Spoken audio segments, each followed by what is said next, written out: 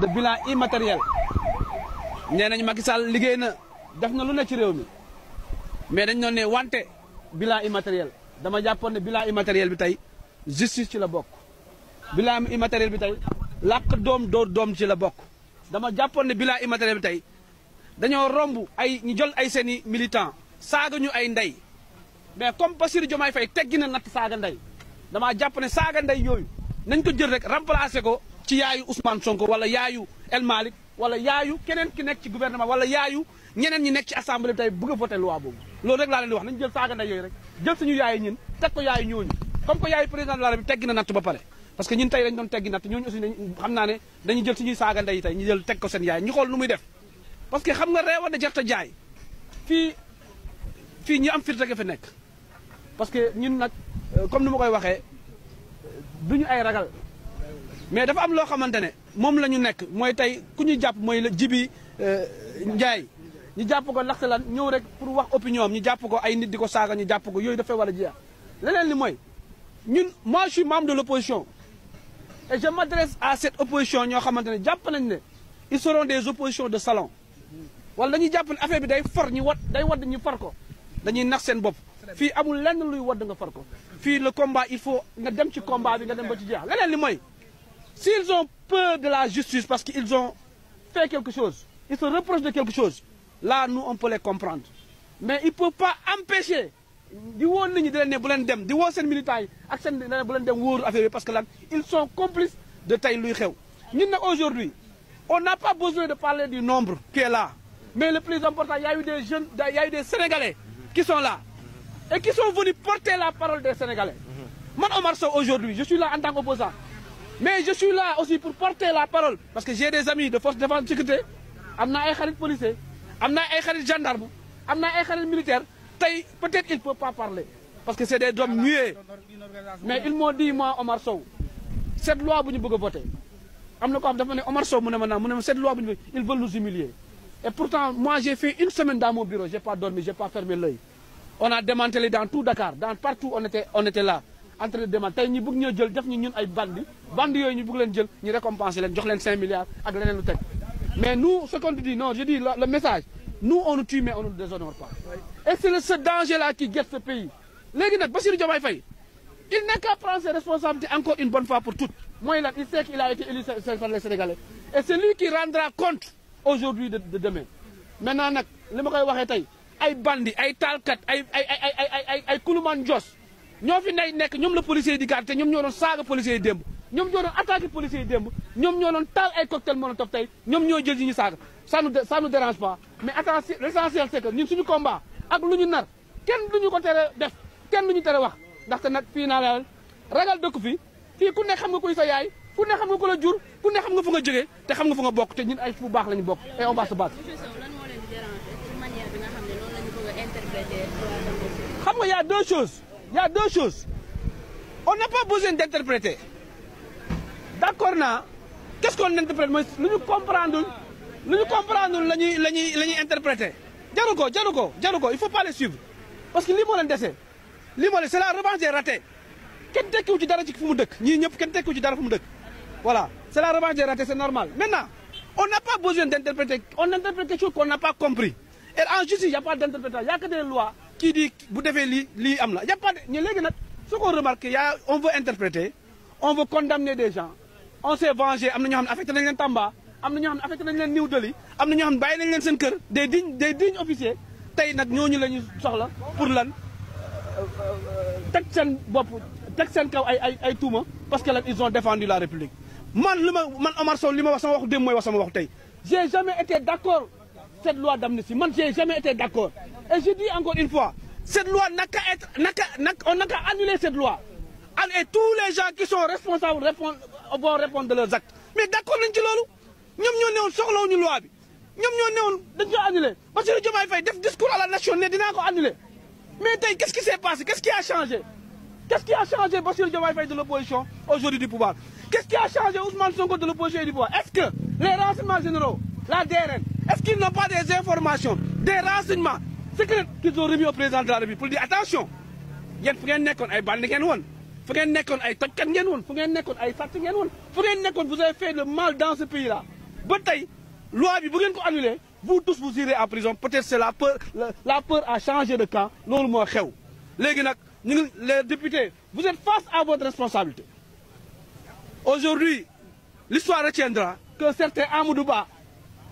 un gars qui n'a rien servi tekkiwul dara ci réew mi kenn mësu koo xam ci lu mu tekki ci aadama ak awa ñëw bëgg ñoo imposer benn loi boo xamante ne tey ëllëg ci biir mën na jëmee guuta réew mi maintenant nag je lance un appel aux forces de défense et de sécurité aux responsables aujourd'hui de ce pays de prendre leurs responsabilités parce que nag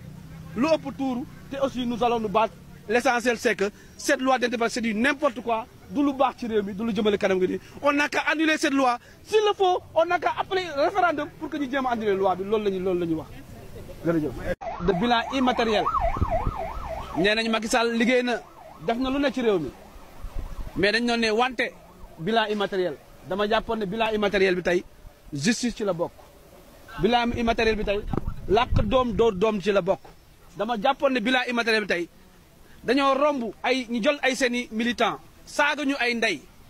mais comme Bassirou Diomaye Faye teggi na natt saaga ndey damaa jàpp ne saaga ndey yooyu nañ ko jël rek remplacer ko ci yaayu Ousmane Sonko wala yaayu El Malick wala yaayu keneen ki nekk ci gouvernement wala yaayu ñeneen ñi nekk ci assemblée bi tey bëgg a voter loi boobu loolu rek laa leen di wax nañu jël saaga ndey yooyu rek jël suñu yaayu ñun teg ko yaayu ñooñu comme que yaayu président de la République teggi na natt ba pare parce que ñun tey dañ doon teggi natt ñooñu aussi xam naa ne dañuy jël suñuy saaga ndey tey ñu jël teg ko seen yaay ñu xool nu muy def parce que xam nga reewa da jarta jaay fii ñi am fit rek fi nekk parce que ñun nag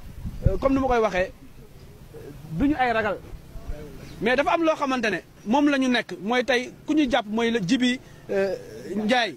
ñu jàpp ko ndaxte lan ñëw rek pour wax opinion am ñu jàpp ko ay nit di ko saaga ñu jàpp ko yooyu dafay war a jeex leneen li mooy ñun moi je suis membre de l'opposition et je m'adresse à cette opposition ñoo xamante ne jàpp nañ ne ils seront des oppositions de salon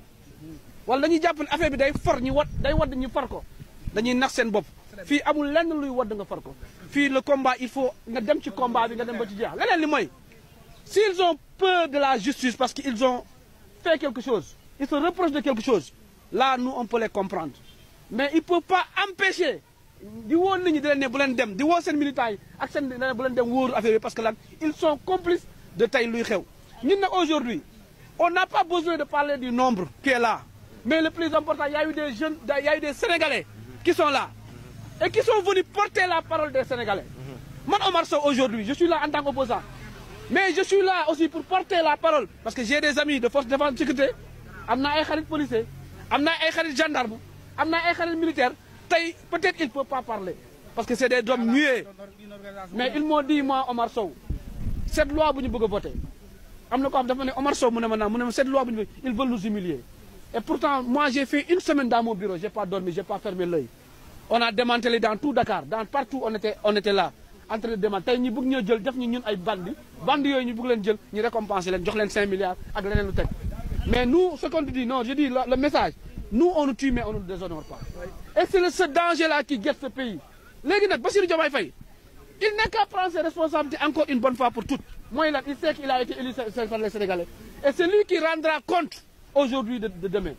maintenant nag li ma koy waxee tey ay bandi ay taalkat ay kuluman jos ñoo fi nekk ñoom la policiers yi di garder te ñoom ñoo doon saaga policiers yi démb ñoom ñoo doon attaqué policiers yi démb ñoom ñoo doon taal ay cocktail molotov tey ñoom ñoo jël yi ñu saaga ça nous dérange pas mais attention l'essentiel c'est que ñun suñu combat ak lu ñu nar kenn duñu ko tere def kenn duñu tere wax ndaxte nag fii naa la ragal dëkk fii ku ne xam nga kuy sa yaay ku ne xam nga ku la jur ku ne xam nga fu nga jógee te xam nga fu nga bokk te ñun ay fu baax la ñu bokk et on va se battre.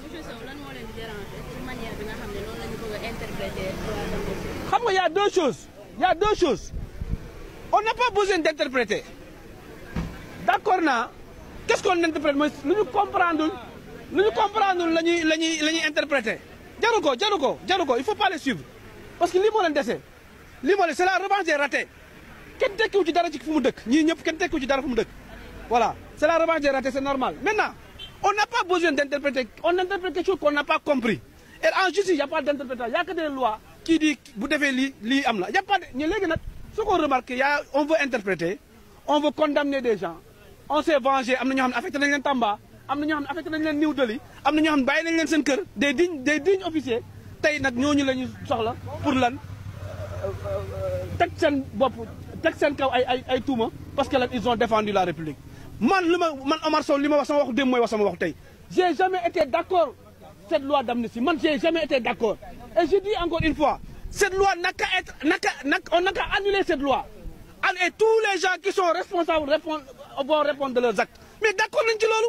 ñoom ñoo newoon soxlawuñu loi bi ñoom ñoo newoon dañ ko annuler Bassirou Diomaye Faye def discours à la nation ne dinaa ko annuler mais tey qu'est-ce qui s'est passé qu'est-ce qui a changé Bassirou Diomaye Faye de l'opposition aujourd'hui du pouvoir qu'est-ce qui a changé Ousmane Sonko de l'opposition et du pouvoir est-ce que les renseignements généraux la DRN est-ce qu'ils n'ont pas des informations des renseignements secrets qu'ils ont remis au président de la République pour dire attention yéen fu ngeen nekkoon ay bandi ngeen woon fu ngeen nekkoon ay tojkat ngeen woon fu ngeen nekkoon ay sàcc ngeen woon fu ngeen nekkoon vous avez fait le mal dans ce pays-là ba tey loi bi bu ngeen ko annulé vous tous vous irez en prison peut-être c'est la peur a changé de camp loolu moo xew léegi nag ñu ngi les députés vous êtes face à votre responsabilité aujourd'hui l'histoire retiendra que certain Amadou Ba un gars qui n'a rien servi tekkiwul dara ci réew mi kenn mësu koo xam ci lu mu tekki ci aadama ak awa ñëw bëgg ñoo imposer benn loi boo xamante ne tey ëllëg ci biir mën na jëmee guuta réew mi maintenant nag je lance un appel aux forces de défense et de sécurité aux responsables aujourd'hui de ce pays de prendre leurs responsabilités parce que nag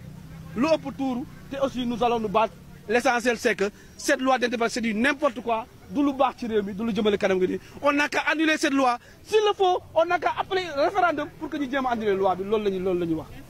jërëjëf